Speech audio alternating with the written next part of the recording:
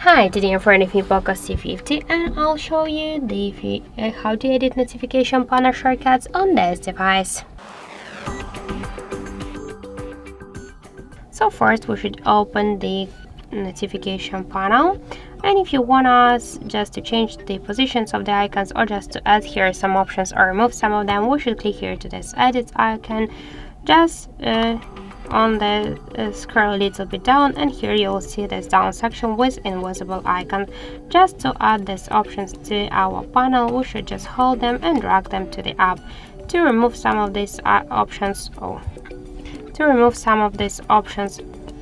we should just hold the option and drag it to this down section. And to change the positions of the icons, we should just hold it and drag it by this way. Just to save the changes, click to done, and that's it. So thank you for watching, and if you find this video helpful, don't forget to leave a like, comment and to subscribe our channel.